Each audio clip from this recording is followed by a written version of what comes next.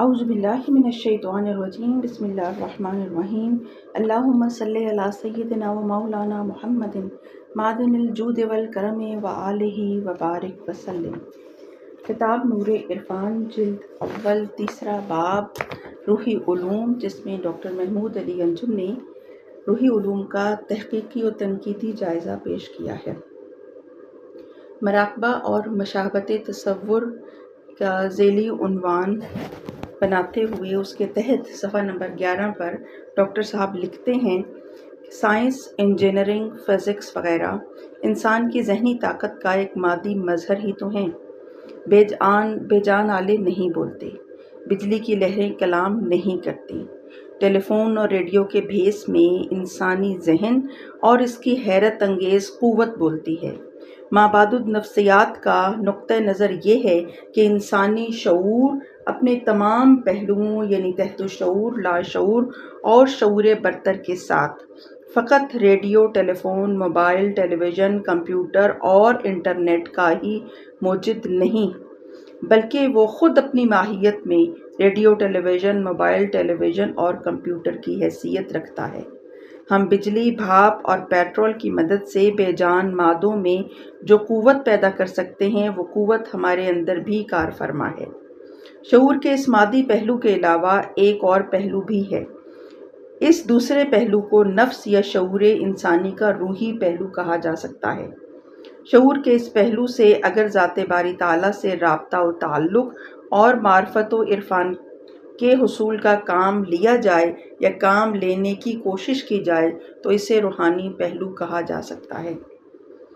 سہ منزلہ انسانی وجود میں سے نوری جسم، ایسٹرل باڈی کے مختلف پہلوؤں کا روحی علوم یعنی مابعد النفسیات، ہپناٹزم، ریکی وغیرہ کا مطالعہ کیا جاتا ہے۔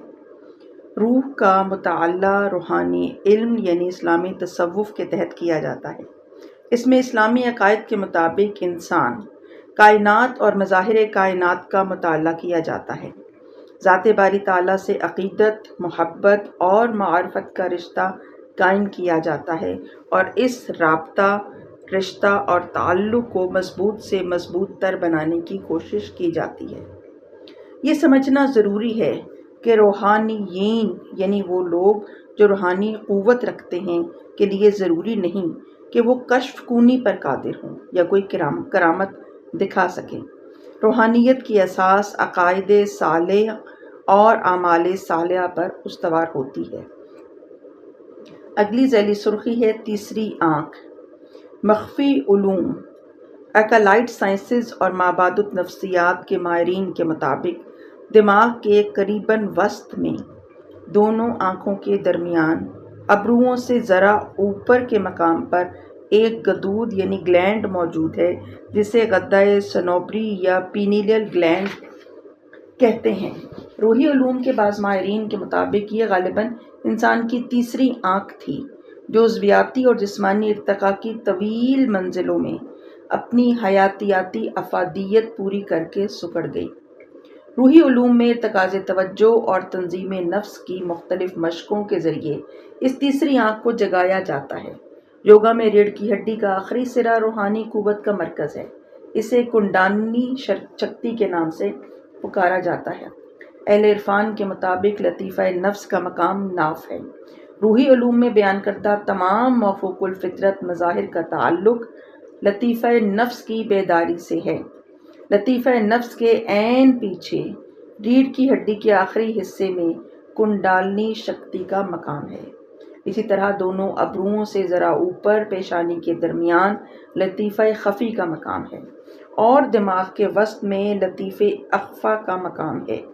روحی علوم کے ماہرین لطیفہ نفس، لطیفہ خفی اور لطیفہ اخفی کے مذکورہ بالا تینوں میں سے ایک یا دو لطائف کے ارد گرد مقامات پر توجہ سے روحی صلاحیتیں بیدار کرتے ہیں، جبکہ اہل روحانیت کے نزدیک انسانی جسم میں روحانی قوت کے 2 یا 3 نہیں بلکہ کل 6 یا 7 مقامات ہیں جنہیں لطائف کہتے ہیں۔